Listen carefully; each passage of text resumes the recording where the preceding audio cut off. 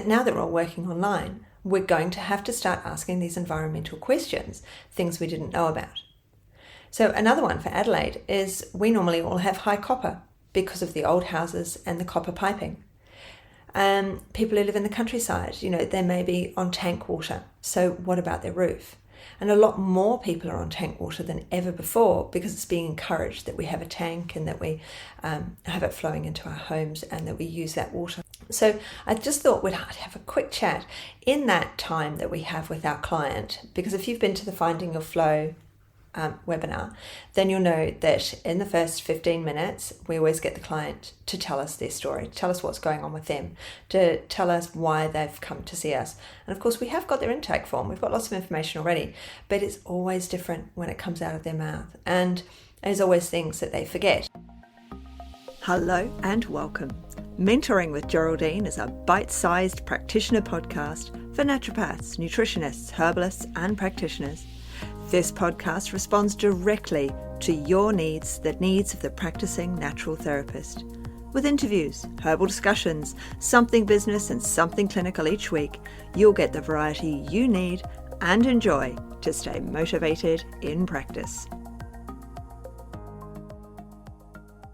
Hello, welcome to Mentoring with Geraldine and the Bite Size Podcast. How are you today?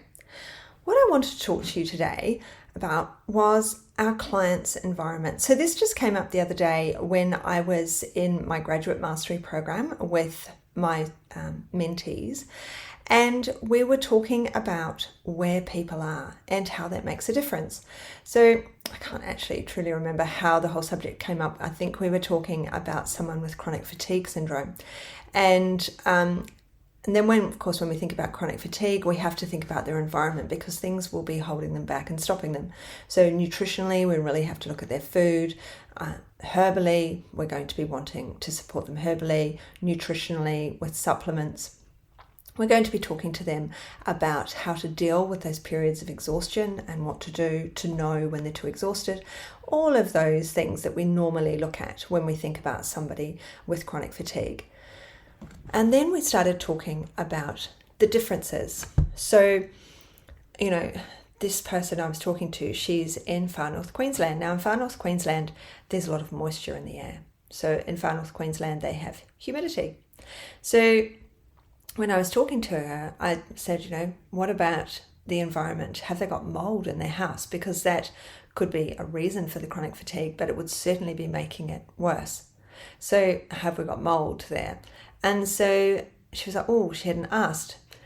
To which I replied, yes, in Adelaide, that isn't really a thing unless someone's got a leaking roof, and then they'll have mold because they've had water leakage or damage into their home.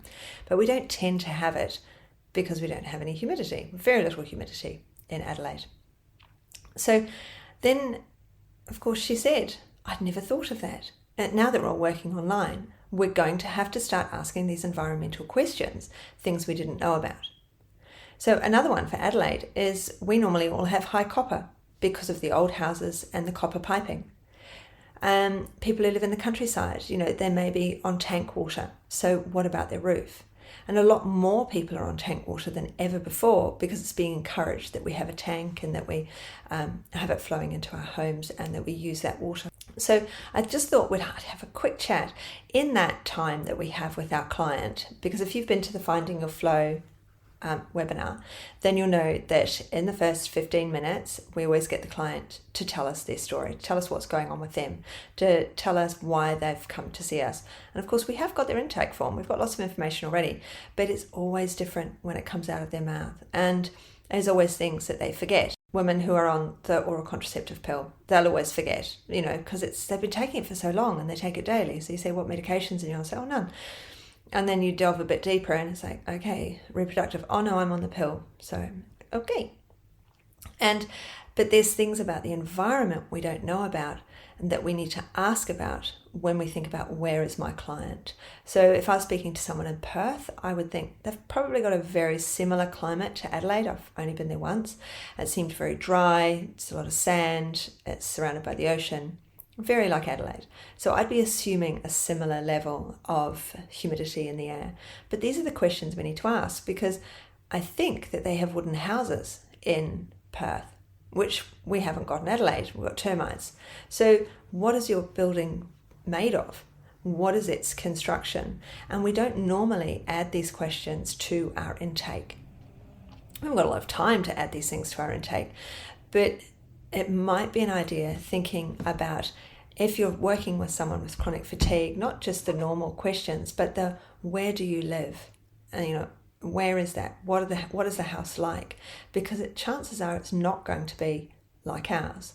A house in North Queensland is nothing, absolutely nothing like a house in Adelaide. We have double brick.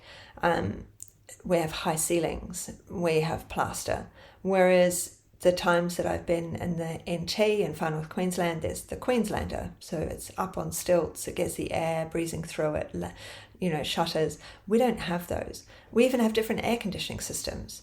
So to deal with the amount, they have evaporative in the north, whereas there's no point in having evaporative air conditioning in the south because we don't have the humidity.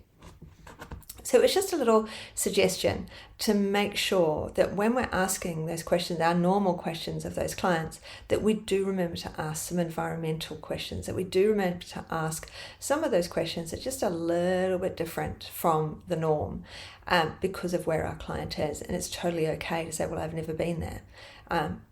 Tell me about what it's like, what the houses are like. And, I've actually, when I saw my very first Queensland client, online, it was a very long time ago, and I'd not been to Queensland at that point. So I went on to real estate so that I could find out what the houses actually looked like and what she was talking about. So I looked up a real estate website so that I could see the types of homes that she was talking about. So it was just a little one today, very short one. So I'd pop in here and just a little reminder about the questions that we ask. We remember our environment that will be different to their environment because we're working in such a different world right now. And the way we're all online and the way we see people is so very different. So that was it today. Super quick one. And I look forward to catching up with you all really, really soon. Thanks so much for joining me today. Don't forget to rate, review, and subscribe to the podcast for the weekly episodes. If you'd like even more support and learning, then the Academy is for you. Here you'll find part 2 of the herbal discussions, more clinical learning, and case studies to support your clients in practice. Bye for now.